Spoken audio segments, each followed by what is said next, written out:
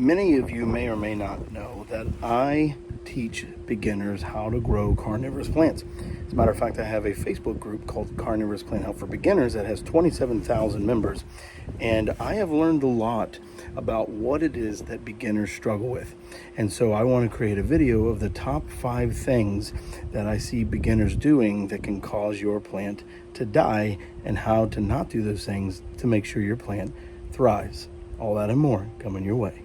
The first mistake that I'm going to talk about with new growers is one that you don't hear talked about much. As a matter of fact, I've never heard it talked about. Doesn't mean it hasn't been, I just haven't heard it. And that is, new growers tend to keep their carnivorous plants in the container in which they got them in. And so specifically when this matters is when you go to those big box stores and you get the death cubes, as it were. And so here is an example of those death cubes. Now, a lot of new growers don't really quite understand what their plant needs, and so they think the person who packed this plant obviously is a professional, and so therefore they are going to put it in what is best for that plant.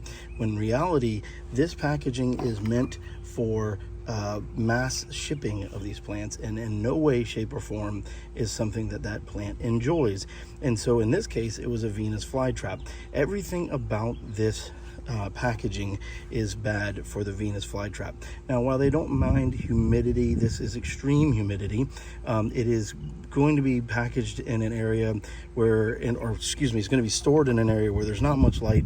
I could go on and on about why these death cubes are bad, but the first thing that you're going to want to do is get it out of here. I have seen so many videos of new growers who post their new plant and it's in this, and they keep it in it and they'll feed it in this. So first thing you want to do is get it out of this. Now this goes into part, I guess, B, or if you will, of this, and that is, don't just go and get it out of the packaging, get it out of the container it was in. And this is for a couple reasons. One is that the container is going to have old soil, and a lot of these plants are going to be made with soil that has been with regular water being used, and so it's going to have mineral buildup in it. It also has the potential of carrying pests and bugs that you're going to want to also ensure that you don't carry into your collection.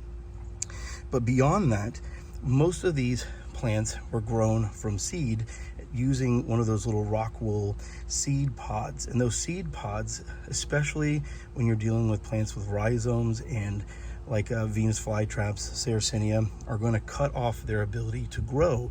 And so you want to get them out of there.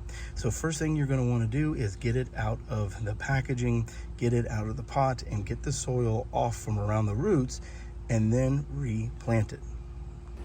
Now, the second problem that people do is they tend to use their tap water because they don't know any better.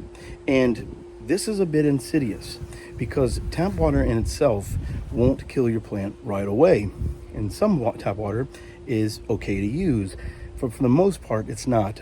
But what happens is, over time, the minerals from the tap water build up, and this is what confuses people.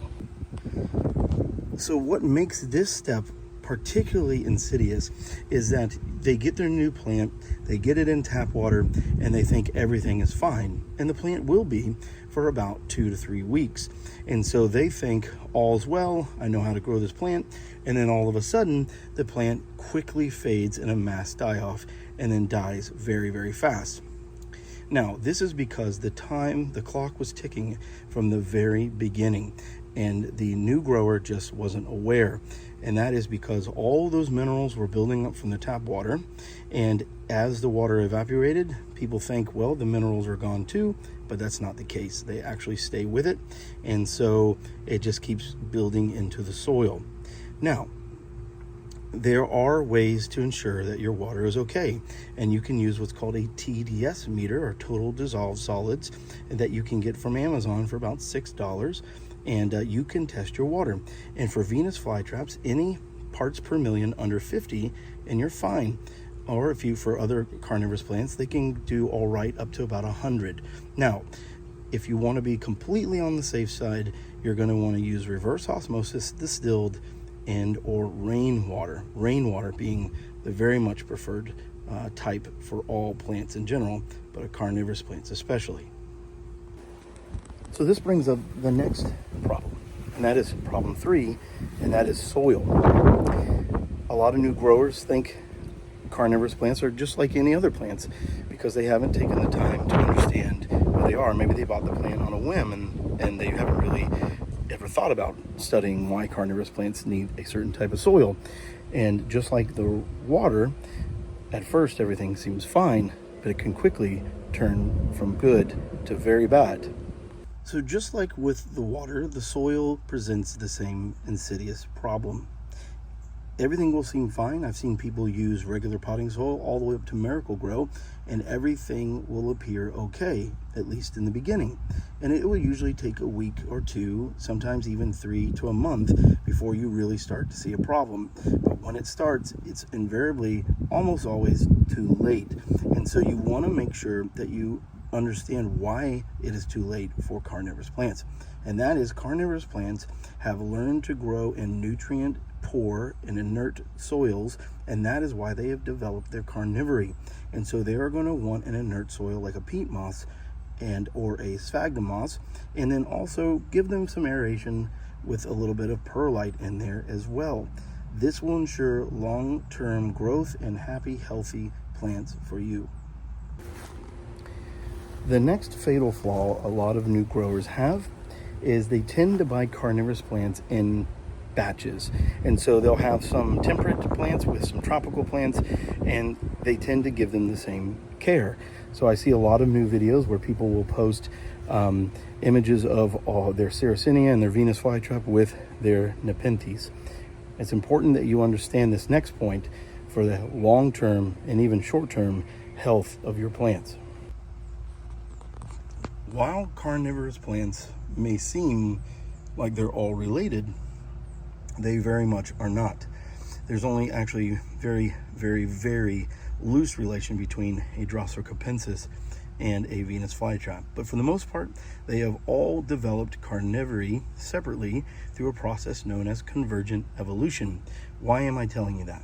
I'm telling you that because even though they're all carnivorous and they may seem similar in a lot of their mechanisms, they all require different environments. And so it's very important that you understand that. A Nepenthes does not want to be sitting in water like a bog plant. And I see that a lot with new growers buying bundles, is that they will keep their Nepenthes alongside their Sarracenia and their Venus flytraps. And even if you want to go as granular with Venus flytraps with their Sarracenia. Now, the change in what they need in those conditions between those two is far more nuanced and far less something to worry about than a Nepenthes. But nevertheless, you need to understand when you're buying these plants that while they may all be carnivorous, they do all require, either in the case of Nepenthes with bog plants, very different conditions. But in the case of other bog plants, they require a little bit different care. I'll give you an example. Here is a Sarracenia purpurea.